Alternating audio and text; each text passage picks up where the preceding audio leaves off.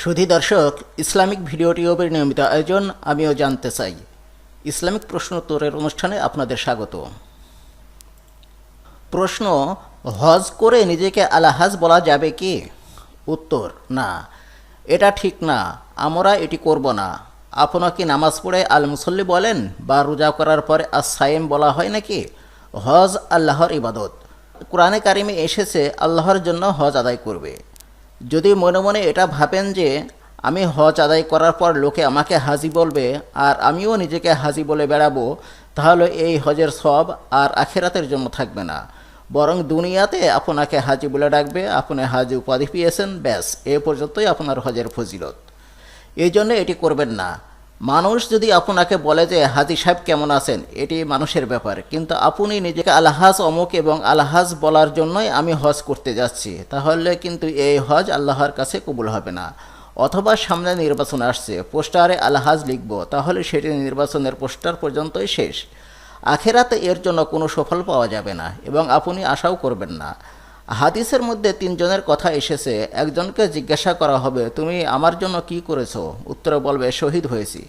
তাহলে বলা হবে, তোমাকে বীর বিক্রম উপাধি দুনিয়াতে দেওয়া হয়ে গেছে, সেটা এখন আর নেই।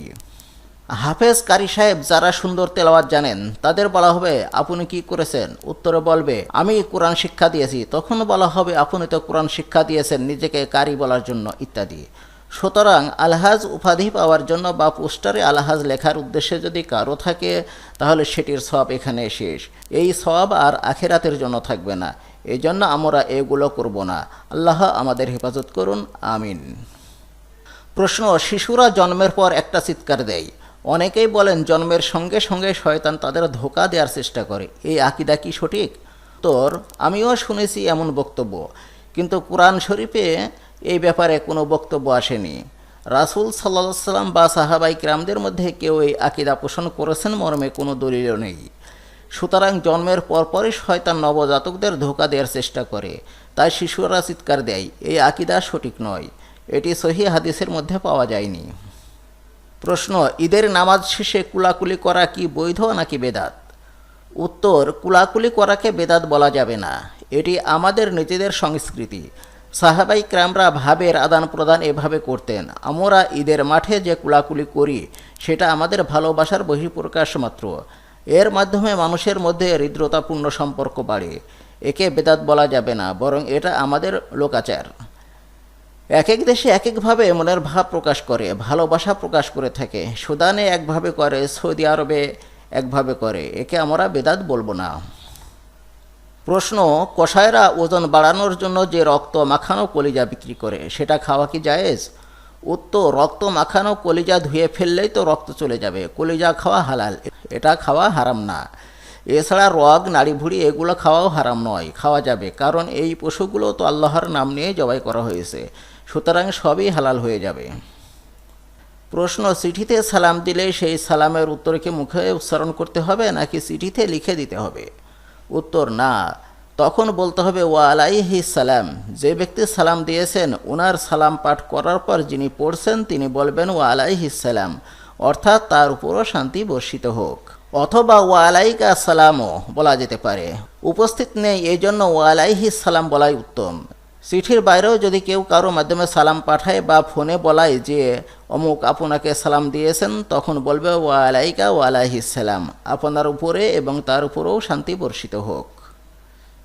প্রশ্ন: আমাদের গ্রামে ঈদগাহ আছে, সেই ঈদগাহের একেবারে সামনেই একটি কবরস্থান। কবরস্থান এবং ঈদগাহের মাঝে হাঁটার কোনো রাস্তা নেই, সে ঈদগাহে নামাজ পড়া কতটুকু জায়েজ?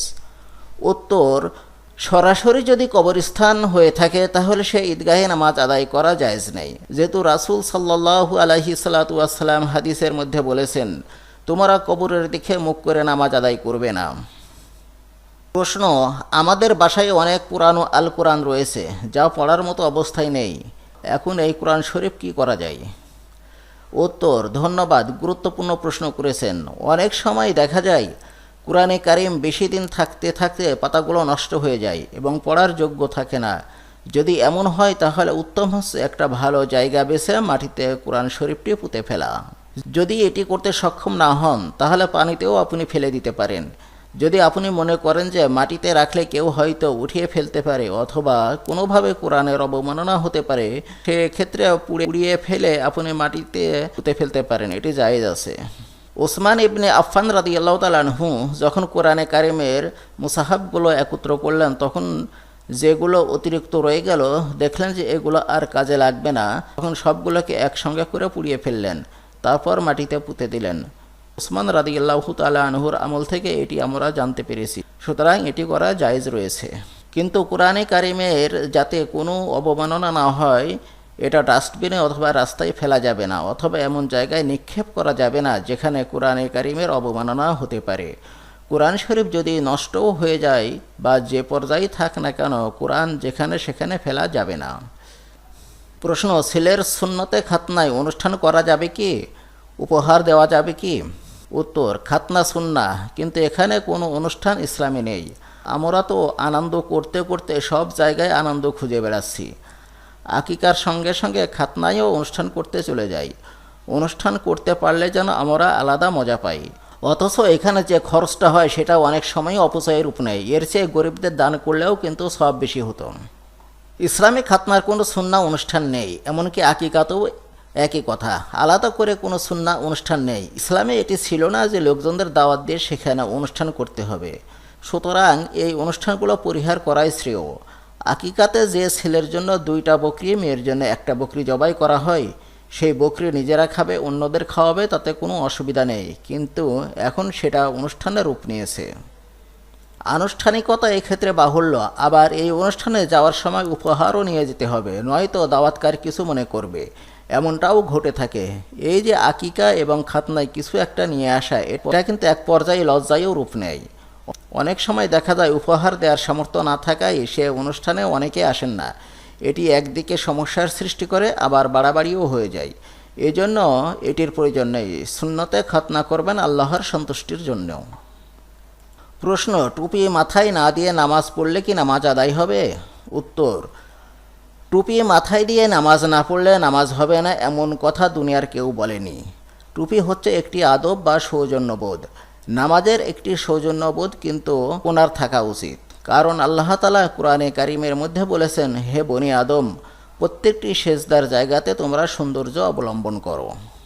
এই জন্য যখন মসজিদে যাবেন তখন যেন পরিপূর্ণ একটি হায়াত বা পরিপূর্ণ একটি অবস্থান আপনার থাকে, সেদিকে খেয়াল রাখবেন। মাথায় টুপি থাকা হচ্ছে একটি আদব, এটি না থাকলে নামাজ হবে না এমন কথা আমরা বলছি না।